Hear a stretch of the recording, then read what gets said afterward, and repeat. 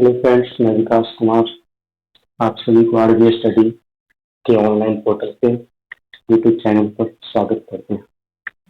ठीक है, आज हम लोग देखते हैं 12th क्लास के डिटरमिनेंट चैप्टर का एक भाग है solution of system of linear equation. Solution of system of linear equation, ठीक है। तो इसके बेसिकली कॉन्सेप्ट को देखेंगे और बनाने का तरीका और क्वेश्चन को सॉल्व करके बताएंगे क्वेश्चन हम किस प्रकार इसमें सॉल्व करते हैं, ठीक है। और जो भी क्वेश्चन होगा चैप्टर का वो सब बना लेना है, सब बन जाएगा इसी के आधार से, ठीक है। तो सबसे पहले हम इसमें देखते हैं कि सॉल्यूशन करने के लिए सिस्टम ऑफ लाइनियर इक्वेशन को सॉल्यूशन करने के लिए कौन कौन से कंडीशन होते हैं, ठीक है। तो जैसा कि है इसमें 2 वेरिएबल्स में हो सकते हैं, कोई भी लाइनियर इक्वेशन होंगे वो क्या होंगे, 2 वेरिएबल्स होंगे या 3 वेरिएबल्स। दो तरह के क्वेश्चन दे सकते हैं, 2 वेरिएबल 2 चर राशि और 3 वेरिएबल्स मतलब 3 चर राशि के रूप में देंगे, ठीक है। तो सबसे पहले हम लोग चलते हैं 2 वेरिएबल्स में। 2 वेरिएबल्स में कोई भी सिस्टम ऑफ लाइनियर इक्वेशन देगा कैसा, ठीक है। यानी 2 वेरिएबल्स का जो सिस्टम ऑफ लाइनियर इक्वेशन होगा वो किस प्रकार का होगा। तो हम लोग देखते हैं जैसे a1x plus b1y equal c1। देखा जाए यहाँ पर तो वेरिएबल कौन कौन है, x और y, ठीक है। ओके, x और y जो है ये मेरा वेरिएबल है और a1 b1 c1 इसके साथ वाले क्या है, नन वेरिएबल्स है, ठीक है। तो इसमें कितने वेरिएबल है, 2 वेरिएबल। जब 2 वेरिएबल है तो इसका मतलब इक्वेशन भी कम से कम कितना होना चाहिए, 2 होना चाहिए। तो a1x a2x plus b2y equal c2। तो इसमें देखना है कि ये दोनों जो हो गया क्या हो गया, इक्वेशन, गिवन इक्वेशन। इस प्रकार का ही कोई क्वेश्चन होगा, गिवन इक्वेशंस होगा, तो हम लोग को इसको सॉल्व करना है, सॉल्यूशन निकालना है, यानी वेरिएबल का वैल्यू ज्ञात करना है कि कैसे निकालेंगे, वो भी किसमें, डिटरमिनेंट्स में, राइट। तो यहां पर देखना है कि इस दिए हुए इक्वेशन को हम डिटरमिनेंट्स के फॉर्म में कैसे लिख सकते हैं, मैट्रिक्स के ऑर्डर में कैसे लिख सकते हैं, ठीक है। तो लिखेंगे गिवन इक्वेशन मतलब दिए गए समीकरण, given equation can be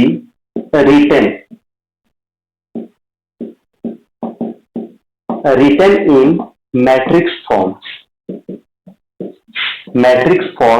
as, मतलब मैट्रिक्स फॉर्म में इस गिवन दिए हुए इक्वेशन को हम लोग क्या कर सकते हैं, मैट्रिक्स फॉर्म में लिख सकते हैं। तो कैसे लिखेंगे वो ध्यान देना है, इसमें लिखने का भी टेक्निक है कि कैसे लिखते हैं, क्या करना है, सोल्व कैसे करेंगे। तो सबसे पहले इसको लिखते क्या है, इसमें देखना है कि मेरा इक्वेशन जिसका वैल्यू ज्ञात करना है, सॉल्यूशन निकालना है वेरिएबल का, उसके साथ वाले कौन से हैं एलिमेंट्स जो है वो क्या है। तो ये हो गया a1 और इसका क्या है b1, और इसमें जो हो गया ये हो गया a2 और ये हो गया b2, राइट। तो ये हो गया, ध्यान देना है। और इसके बाद हम लोग को ये देखना है कि ये जो है ये मैट्रिक्स में वेरिएबल कौन है। तो वेरिएबल क्या है बताना है, x और y। तो ये वेरिएबल मेरा हो गया x और y, ठीक है। और मैट्रिक्स का जो फाइनल वैल्यू है उसको मैट्रिक्स B लिख लेंगे, ठीक है, A, X और B। तो B जो होगा फाइनल वैल्यू वो मैट्रिक्स क्या है, देख लो, C1 और C2। तो ये हो गया मेरा सोल्यूशन। अब आगे देखना है ध्यान से, तो यदि इसको हम ऐसे मैट्रिक्स 3 मैट्रिक्स में बना सकते हैं तो इसको क्या करेंगे जो फिर ये आ सकता है, क्योंकि इसको तो हम अलग अलग करके लिखे हैं। तो ऐसा कोई फॉर्मेट जो इतना आ जाए तो मेरे पास है, जैसे दिखना है कि इसको हम ऐसे लिखे, यदि ax इक्वल b, ध्यान से देखना है ax इक्वल b, क्योंकि देखो कि जब हम कहीं अलग करके बताते हैं कि ax इक्वल b करने से बराबर आता, मतलब ये इक्वेशन प्राप्त होता है या नहीं।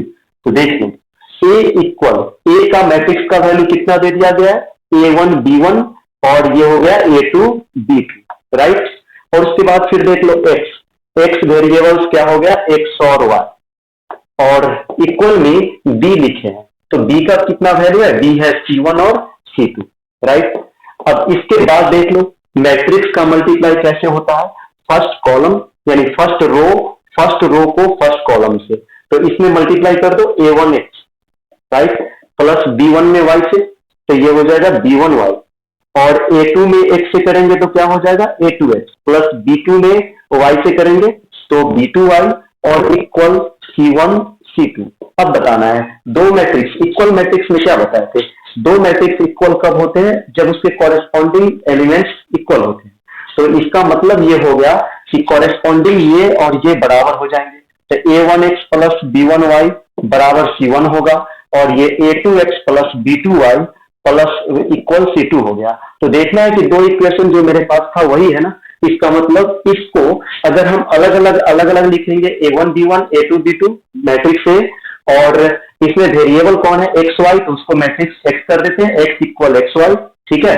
और ये C1 और C2 को B मैट्रिक्स में लिख देते हैं। तो जब ऐसे लिखेंगे तो ये आने, क्योंकि इसके जगह पर इसको ऐसे लिखे हैं, इसका मतलब है कि ऐसा लाने के लिए हमें ये करना पड़ेगा, यानी AX इक्वल B, ए और एक्स में गुना कर देंगे B के बराबर, तो देखो इक्वेशन सेम हो जाएगा, ठीक है। अब यहां से हम लोग आगे बताते हैं, इसको ध्यान से देखना है, थ्योरम है ये सॉल्व करने के लिए। अब आगे क्या करते हैं कि दोनों तरफ अगर किसी चीज से अगर हम दोनों तरफ करें कोई भी एलिमेंट से किसी का इक्वेशन में गुना, तो उसे तो कोई परिवर्तन यानी फर्क नहीं पड़ेगा, गलत तो होगा नहीं। तो हम इसको कर देते हैं कि दोनों तरफ इसमें मल्टीप्लाई करते हैं, तो मल्टीप्लाइंग बाई ए इनवर्स, यानी ए इनवर्स से इसमें हम मल्टीप्लाई करते हैं। तो ध्यान से देखना, ए इनवर्स से मल्टीप्लाई कर दिए, किसमें ए एक्स में कर दिए, ठीक है। और इक्वल इधर भी कर देते हैं, ए इनवर्स में बी से कर देते हैं, क्योंकि दोनों तरफ मल्टीप्लाई कर दिए। अब इसके बाद ध्यान से देखो, ये ए इनवर्स में ए इनवर्स हो गया, ए इनवर्स में ए से मल्टीप्लाई हो गया इंटू एक्स हो गया, क्योंकि ये जो सेम तरह का है उसमें मल्टीप्लाई कर तो सकते हैं किसी के साथ, ए इनवर्स बी। अब ध्यान से देखना है, इसका वैल्यू पढ़े हैं इनवर्सिबल ट्रिगोनोमेट्रिक में या डिटर्मिनेंट में, इनवर्स में बढ़ाया से इसका प्रॉपर्टीज की आई होता है, इसका वैल्यू कितना हो जाता है आई का मतलब आइडेंटिटी मैट्रिक्स, तो आइडेंटिटी मैट्रिक्स आई हो गया और ये एक्स हो गया, इक्वल क्या हो जाएगा ए इनवर्स बी, राइट। अब इसके बाद आइडेंटिटी मैट्रिक्स का डिटर्मिनेंट में मान क्या होता है, याद है कुछ, इसका वैल्यू हो जाता है 1। डिटर्मिनेंट में मान निकालने पर आइडेंटिटी मैट्रिक्स ऐसे तत्समक होते हैं, उसका मान कितना, एक होता है। तो जब एक हो रहा है तो इसका मतलब एक से मल्टीप्लाई करने पर तो ये तो ऑलरेडी एक्स हो गया, एक्स इक्वल क्या हो गया ए इनवर्स बी, समझ में आ गया ना। तो अब ये देखना है कि हमको इस प्रकार का कोई क्वेश्चन सोल्व करना है, ठीक है। क्वेश्चन भी बता रहे हैं कि क्वेश्चन को हम कैसे बना सकते हैं, अगर ये ऐसा ही कोई क्वेश्चन आ जाए तो क्वेश्चन को हम सोल्व कैसे करेंगे, इसको लिख लेना है, वीडियो को पॉज करके इसको लिख लेना है, ठीक है। अब आगे देखते हैं, क्वेश्चन को सोल्व करते हैं। जैसे एक क्वेश्चन, ऐसा ही क्वेश्चन बुक में देखना है, एनसीईआरटी में एक्सरसाइज नंबर 4.6 में सभी होंगे क्वेश्चन, बहुत सारे क्वेश्चन है, उसको सोल्व करना है, ठीक है। एक क्वेश्चन हम बता रहे हैं, जैसे एनसीईआरटी का ही क्वेश्चन नंबर 7 देखना है, 7 नंबर में 4.6 में एक्सरसाइज 4.6 में 7 नंबर क्वेश्चन एक है, दिया हुआ इस प्रकार के सॉल्यूशन करना है 5x प्लस, ठीक है, ध्यान देना है 5x प्लस 2y इक्वल 4, और एक और इक्वेशन है 7x प्लस 3y इक्वल 5। अब ध्यान से देखना है, इसको हम लोग सोल्व कैसे करेंगे, तो हम लोग इसको सोल्व जो करेंगे थ्योरम टाइप से ही करेंगे, लेकिन यहां से जो किए थे ये थ्योरम को प्रूफ कर रहे थे, ये जो 2-3 लाइन था, तो ये हम लोग को नहीं करना है, हमको यहाँ पर यूज करना है। इस इक्वेशन को जो इस प्रकार का थ्योरम प्रकार का है, तो उसको हम लोग ऐसे लिखेंगे फर्स्ट लाइन, उसके बाद ऐसे यहां से ज्ञात करेंगे, ठीक है। तो हम लोग करते क्या है वो देखना है, ध्यान से देखना है सब कुछ। सब देखो सॉल्यूशन, यहां से लिखेंगे मैट्रिक्स ए इक्वल, कैसे बताए थे, वेरिएबल के साथ वाले जो होते हैं ना उसी को मैट्रिक्स में लिख देना है।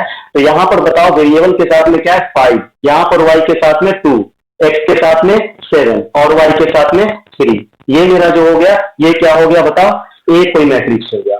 उसके बाद एक बनाना है मैट्रिक्स x, और वो जो x बनाना है वो होना चाहिए वेरिएबल, जो इसमें चर राशि है वो, इसमें कौन सा वेरिएबल है x और y, ठीक है। और उसके बाद एक मैट्रिक्स मेरा बन जाएगा b, और b जो बनेगा वो बनेगा C1 और C2। तो C1 और C2 का मतलब यहाँ पर क्या हो गया, यहाँ पर तो 4 और 5 है, तो ये 4 और 5 हो गया, ठीक है।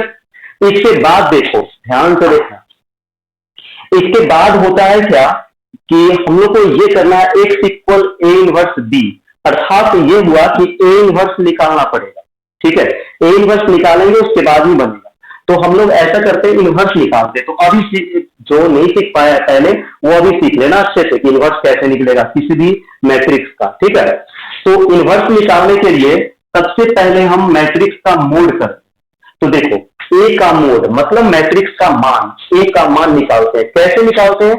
5 में 3 से मल्टीप्लाई, माइनस 2/2 ऑर्डर में तो बहुत आसान है। 5 में 3 से मल्टीप्लाई, माइनस हो गया 7/2, 7 इंटू 2, तो इसमें मल्टीप्लाई करके माइनस कर दो, 1 आ जाएगा, ठीक है। 15 माइनस 14, 1 हो गया। एक आया, तो ध्यान से देखना, एक यहाँ पे एक कंडीशन है जो कि इसी में एनसीईआरटी में 1 नंबर से लेकर 6 नंबर क्वेश्चन तक जो पूछ रहा है ना, वो देखना क्वेश्चन है कि इन सभी क्वेश्चन में से कौन है कॉन्सिस्टेंट और कौन है इनकॉन्सिस्टेंट। कॉन्सिस्टेंट का मतलब होता है संगत, और कौन है इनकॉन्सिस्टेंट का मतलब असंगत, यानी कौन है संगत और कौन है असंगत, यही पूछता था। तो ध्यान से देखो कि संगत असंगत बताने का मतलब कंडीशन क्या है पता है? यही यहां पर कि बराबर नॉट जीरो। अगर बराबर नॉट जीरो आया मतलब जीरो से बड़ा या जीरो से छोटा तो कॉन्सिस्टेंट होगा, यानी संगत होगा। इसको हम कहेंगे ए इनवर्स एग्जिस्ट करेगा। साइड में हम लिख सकते हैं, इसीलिए A inverse exist, right. A inverse exist मतलब ए इनवर्स एग्जिस्ट करेगा, मतलब अस्तित्व होगा, बनेगा। तो आगे देखो अब क्या होगा। अब यहां से हम लोग को निकालना पड़ता है कोफैक्टर, राइट। तो कोफैक्टर निकालेंगे। कोफैक्टर में देखना है कोफैक्टर किसका निकालेंगे, 2/2 ऑर्डर का मैट्रिक्स है, चारों एलिमेंट, 4 एलिमेंट है इसमें, ठीक है। तो चारों एलिमेंट्स का निकालना है। पहला वाले को क्या बोलते हैं? 1 1, पंक्ति नंबर 1 यानी रो 1 और कॉलम भी 1, इसीलिए 1 1 हो गया। इसका क्या होता है वैल्यू, याद होगा कि ऐसे भी 1 और 1 जोड़ के क्या आया, 2 आया दोनों को। तो जोड़ने पर कितना आ गया, 2, तो वो हो गया। जोड़कर जो 2 आया वो कौन सा नंबर आया, इवन। इवन जो होगा उससे पॉजिटिव आएगा, और ओड जो होगा जोड़ने के बाद उससे नेगेटिव वैल्यू लिखेंगे, ठीक है। वो ऐसे समझने के लिए, ऐसे अदरवाइज देखना है, -1 to the power i plus j होता है कोफैक्टर में। तो -1 के पावर i का मान 1, पंक्ति नंबर 1 और कॉलम नंबर 1। तो -1 के पावर 1 प्लस 1 करेंगे तो हो जाएगा -1 के पावर 2 बराबर -1 गुणे -1, राइट। तो जब हम इसको गुणा करते हैं तो माइनस माइनस प्लस 1 आ जाएगा। इसीलिए बोले थे कि ओड रहे, जब भी इवन रहेगा तो पॉजिटिव आएगा। ओड में तो पता है कि माइनस गुणे माइनस और फिर गुणे माइनस रहेगा, तो ये क्या होगा, minus minus plus, plus minus minus. इसलिए इवन में हो जाएगा नेगेटिव और ओड में पॉजिटिव, ये ध्यान रखना। तो आगे देखो, ये हो गया पॉजिटिव। दूसरा नंबर A11 होता क्या है, कोफैक्टर कैसे होता है, देखो इसके सामने, चूंकि 1 1 यही है, ये एलिमेंट है, इसके सामने वाले पंक्ति और सामने वाले स्तंभ को छोड़ देना है, ठीक है, हाइड करना है, मतलब छुपा देना है। तो इसके सामने और सामने को छोड़ देते तो क्या बचा, 3, और वो तो जान रहे हैं कि इसका पॉजिटिव होता है, पॉजिटिव में 3। और A12 ध्यान से देखो, 1 2 कौन है, ये है, क्योंकि रो नंबर 1 और कॉलम नंबर 2, ठीक है, फर्स्ट रो सेकेंड कॉलम, ठीक है। तो अब बताओ ये दोनों को जोड़ने पर कितना आया, 1 + 2 इक्वल कितना, 1 + 2 इक्वल तो आ जाएगा 3 ना। तो 3 तो ओड हो गया, तो ओड क्या होगा, नेगेटिव होगा, राइट। उसके बाद देखो, फिर इसके सामने वाले रो को और इसके सामने वाले कॉलम को छोड़ दिया जाएगा, तो कितना बचेगा, 7 बचेगा। 7 मतलब 7, ठीक है, इसको लिख लिया। अब अगला जो निकालते हैं A21, A21 मतलब यहां, क्योंकि क्या है, रो नंबर सेकेंड रो और कॉलम फर्स्ट, तो इसका निकालेंगे। तो ये भी जोड़ के ऐड करके देख लो कितना आ रहा है, ये तो आ रहा है 2 और 1 3, ओड है तो ओड तो नेगेटिव होगा। और दूसरा नंबर ध्यान रखना, इसके सामने और सामने छोड़ देना है, इसके सामने वाले कॉलम इसके सामने वाले रो को हाइड करना है, छोड़ देना है, तो क्या बचा, 2 बचा। यही कोफैक्टर ऐसे ही निकलता है। कोफैक्टर जब भी पूछा जाए तो इस प्रकार से निकलेगा, A22, ध्यान से देखो। तो जब इसको ऐड करें तो 2 2 4 आ गया, जो कि इवन है, मतलब पॉजिटिव आएगा। और इसके सामने सामने छोड़ देंगे इस एलिमेंट से, तो क्या बचा, 5 बच गया। तो इससे यानी कोफैक्टर से जो मैट्रिक्स बनता है वो बनता है केवल एडिटिव, मतलब सहखंडक है, सहखंडक मैट्रिक्स का सहखंडक अवयव है, एलिमेंट्स है। तो ध्यान से देखो, ये हो गया कोफैक्टर। अब इसको हम लोग निकालेंगे ADJ ऑफ A, मेन है, ध्यान देना। ADJ ऑफ A का मतलब हुआ कि अवयव A का सहखंडक, मतलब मैट्रिक्स A का cofactor of matrix A, cofactor of matrix A, ठीक है, कोफैक्टर ऑफ मैट्रिक्स ए, इसीलिए शॉर्ट में इसको लिखते हैं ए डी जे ऑफ ए, क्योंकि सहखंडक को यानी कहते हैं एडजॉइंट, ठीक है। एडजॉइंट यदि पूछेगा निकालने के लिए तो बस इतना निकाल के छोड़ेंगे, देखो कैसे। इसी को या तो रो को बदल देंगे कॉलम में या कॉलम को बदल देंगे रो में, अर्थात मैट्रिक्स का ट्रांसपोज कर देंगे। तो देखो कॉलम, ये फर्स्ट पहला कॉलम है ना, इसको पहला रो में बदल दो, 3 माइनस, तो ये जो पहला कॉलम है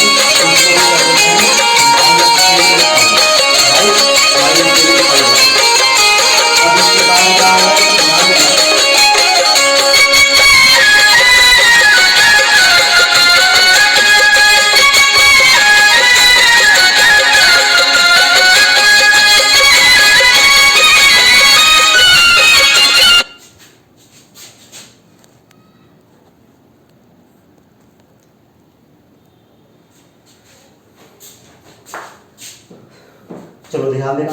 तो ये जो निकल गया ए डी जे ऑफ ए निकल गया। अब यहां से हम लोग निकालेंगे ए इनवर्स, राइट। तो ए इनवर्स का परिभाषा क्या है, देखो ए इनवर्स का फॉर्मूला 1 बाई मोड ए और A D J of A, 1 by mod A D J of A, ठीक है। अब देखो इधर मिटा देते हैं, सॉल्व पूरा करके बता रहा है, ध्यान देना, फिर और सब क्वेश्चन ऐसे ही बनाना, बन जाएगा सब। अब यहां से हो जाएगा, इसीलिए A inverse equal 1 by mod A, बताओ मोड ए का वैल्यू कितना निकाले थे, 1 है ना, तो 1 लिख देते हैं। और ए डी जे ऑफ ए क्या निकला है बताओ, 3 माइनस 2, ये देखना, ये मत देखना, ये तो ए डी जे है, ए डी जे ऑफ ए, तो ये हो गया -7 और 5, राइट। तो 1 से डिवाइड करने पर कोई परिवर्तन तो चेंज तो होगा नहीं, ये 3 माइनस 2 माइनस 7 और 5, ये निकल गया ए इनवर्स। देखो ध्यान से देखना, एक ही क्वेश्चन में बहुत सारा क्वेश्चन बन जाएगा। जैसे यदि 2 नंबर का क्वेश्चन आ जाए, एक मैट्रिक्स दे देगा और बोलेगा केवल सहखंडज निकाले, मतलब एडजॉइंट निकाले, हिंदी में सहखंडज, इंग्लिश में एडजॉइंट, मैट्रिक्स का एडजॉइंट निकाले, तो हम लोग यहां तक निकालेंगे ए डी जे ऑफ ए, क्योंकि मैट्रिक्स ए है तो उसका एडजॉइंट ए डी जे नहीं, ए डी जे मतलब केवल सहखंडज, मैट्रिक्स का बोला है तो मैट्रिक्स ए है ना, तो ए का सहखंडज यानी ए डी जे ऑफ ए, यहां तक निकाल देंगे, ठीक है। और 4.5 जो एक्सरसाइज है उसमें हम लोग को निकालना है इनवर्स, ध्यान देना, उस क्वेश्चन में पढ़ के देखना। तो इनवर्स जब निकालना है तो इनवर्स में हम लोग देखेंगे, इनवर्स में यही है, इसमें इनवर्स निकालने के लिए बोल रहा है तो इतना निकालेंगे, फाइनल यहां करके छोड़ेंगे। तो 4.5 भी सोल्व हो गया, यानी एक ही प्रकार से सब सोल्व हो रहा है, ध्यान देना। और ऑब्जेक्टिव में जो क्वेश्चन आएगा वो देखना, ऑब्जेक्टिव में क्वेश्चन ये आएगा कि किसी भी आव्यूह ए के व्युत्क्रम का अस्तित्व होगा यदि, व्युत्क्रम का अस्तित्व होगा यदि, उसके बाद ऑप्शन दे देगा और उसमें बोलेगा मोड ए इक्वल 0, और उसके बाद मोड ए ग्रेटर देन 0, और बोलेगा मोड ए लेस देन 0, और मोड ए बड़ा इक्वल नॉट 0। देखो यहाँ क्या बोले हैं, मोड ए इक्वल नॉट 0 आएगा तब जाके एग्जिस्ट करेगा, मतलब अस्तित्व होगा, तो हम लोग यही मानेंगे ऑप्शन, ध्यान रखना है। तो इतने सारे क्वेश्चन सोल्व हो रहा है, लेकिन इसमें हम लोग को क्या करना है, सिस्टम ऑफ लाइनियर इक्वेशन, चर राशि कौन है, वेरिएबल एक्स और वाई ना, तो एक्स वाई का मान निकालना है। तो देखो इसी क्वेश्चन में सब कुछ आ गया रिटर्न, इसलिए ये फाइनली बता रहे थे क्वेश्चन। अब आगे देखना है कि इसमें हम लोग कौन सा फॉर्मूला पढ़े इसमें। अब लास्ट में जब इनवर्स निकल गया तो हमको यही करना है, x इक्वल ए इनवर्स क्या बैठाना है, b, इस पे करना है जो थ्योरम समझाया है, ठीक है, देख लेना पीछे से। अब x कोई मैट्रिक्स है, बताओ x का मैट्रिक्स में हम क्या लिए थे, x कोई मैट्रिक्स है जो क्या लिए थे, x और y है ना, तो लिख देना है यहाँ पे x y equal A inverse तो जस्ट अभी निकाले, क्या निकाले बताओ, 3 माइनस 2 माइनस 7 और क्या होगा 5 इंटू बी, बी का वैल्यू क्या है, मैट्रिक्स बी क्या है 4 5, राइट। किसी को कोई प्रॉब्लम हो तो पूछ लेना, कमेंट करना, कोई दिक्कत हो तो, नहीं समझ में आया तो ध्यान दे। अब इसमें क्या करना है, मैट्रिक्स का मल्टीप्लाई, मैट्रिक्स का गुना पता है सबको, पहला पंक्ति है फर्स्ट रो को फर्स्ट कॉलम से मल्टीप्लाई, अर्थात ये 3 में 4 से मल्टीप्लाई, ठीक है, प्लस फिर इसमें इससे मल्टीप्लाई -2 मल्टीप्लाई बाई 5।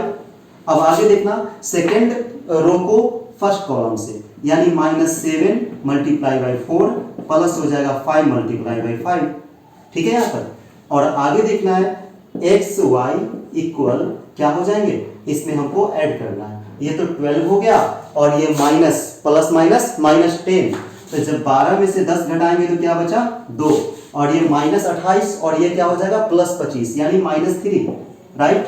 अब देख लो मैट्रिक्स को ध्यान से, तो x इक्वल हो जाएगा सामने सामने, क्योंकि दोनों मैट्रिक्स इक्वल है तब तो समझ जाओ कोरेस्पॉन्डिंग एलिमेंट्स क्या हो गया, समान हो गया। तो x इक्वल 2 और y इक्वल क्या हो गया -3, तो यही मेरा सॉल्यूशन निकल गया। देखो अब 10th क्लास में जो हम लोग पढ़ते थे विलोपन विधि, प्रतिस्थापन विधि, वज्रगुण विधि, ग्राफ विधि, ठीक है, तुलनात्मक विधि, अनुपात निर्णय विधि, उनमें से किसी विधि से इस समीकरण को सॉल्व करना, ठीक है, आंसर यही आएगा। यानी एक और नया विधि इसमें मिल गया है, इसी का नाम क्या है मेरा, यानी system of solution of system of linear equation, यानी रैखिक समीकरणों का हल करने की सिस्टम, पद्धति, प्रणाली, ठीक है। तो ये हमारा एडीजे प्रोसेस से मिल गया, और एक क्वेश्चन बता दिए, इसी प्रकार से सबको सॉल्व करना है। हम ऐसे ही क्वेश्चन एक बताते हैं 3x3 ऑर्डर में, ठीक है, 3x3 ऑर्डर का क्वेश्चन को भी सॉल्व करते हैं। जैसे 3 समीकरण है, उसमें 3 वेरिएबल है, तो फिर हम उसको कैसे सॉल्व करेंगे, ठीक है, सब लिख लेना इसको।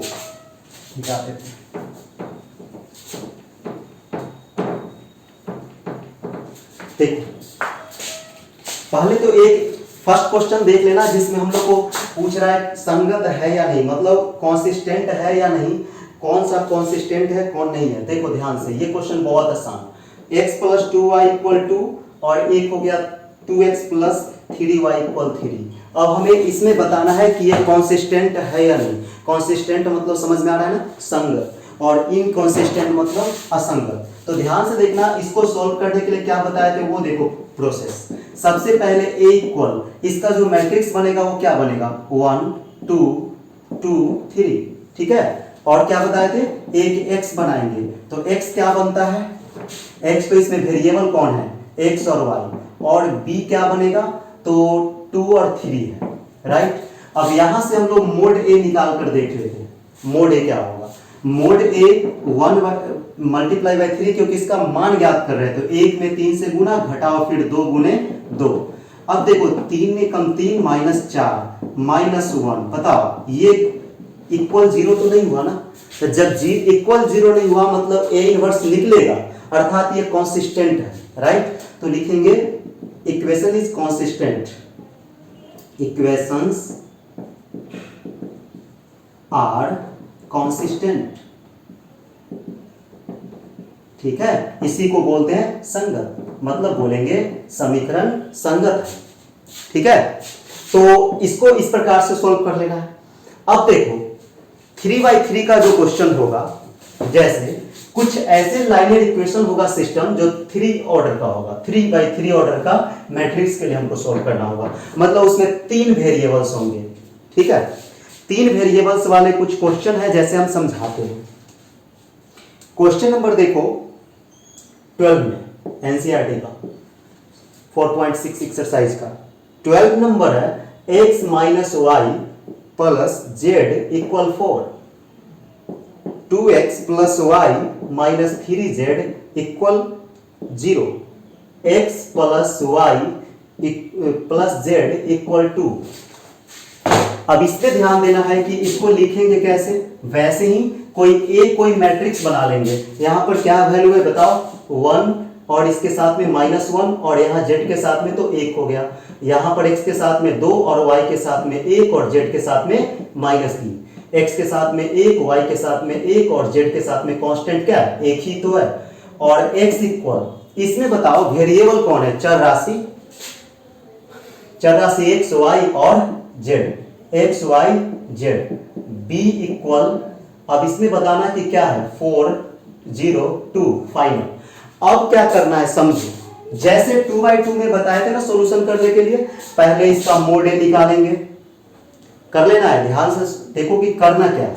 इसका मोड निकाल लेना है, उसके बाद उसका कोफैक्टर जैसे 1 1 करके निकाले, a11 a12 a13 ऐसे 9 को कोफैक्टर निकाल के तुम लोग काम क्या करना है, ADJ ऑफ A निकाल लेना है, जैसे बताए थे उतना ही से ADJ ऑफ A निकालकर A इनवर्स निकाल लेना है, जिसका फॉर्मूला बताया 1/mod A और ADJ ऑफ A, राइट।